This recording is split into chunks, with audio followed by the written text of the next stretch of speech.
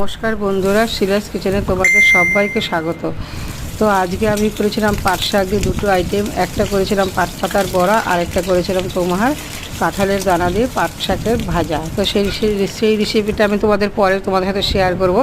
তো আজকে যেহেতু শনিবার, আমি ভেজ করেছিলাম, তো করেছিলাম উচ্ছে আলু ভাতে, আর এটা পাট শাক দিয়ে ভাজা। এটা হচ্ছে তোমার আলু পটলের ডালনা। এখানে করেছিলাম সোয়াবিনের তরকারি আর বিউলির ডাল, আর করেছিলাম খারকুন পাতা বাটা।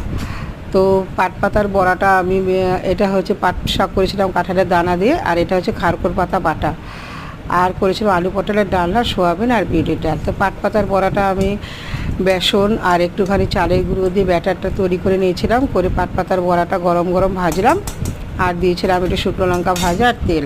তো পাট পাতাটা আমি সবাই খুবই একটু শক্ত শক্ত হয়ে যায়, তাই জন্য আমি বড়াই বেশি করি। তো আজকে আমার হাজব্যান্ড বললো যে তুমি একটুখানি কাঁঠালের দানা দিয়ে করে দাও। তো কাঁঠালের দানাটাকে ছোটো ছোটো করে আলুর মতো কেটে নিয়েছিলাম। এটা আমি সেদ্ধ করিনি, যেহেতু সরু করে কেটেছি। তো তেলের মধ্যে শুকনো লঙ্কা, পেঁয়াজ আর রসুন ফোড়ন দিয়ে কাঁঠালের দানাটা দিয়ে ভালো করে ভেজে নিলাম, দিয়ে শাকটা ছেড়ে দিলাম, দিয়ে একটু নুন আর একটু হলুদ দিয়ে ভালো করে ভাজা ভাজা করে নামিয়ে নিলাম।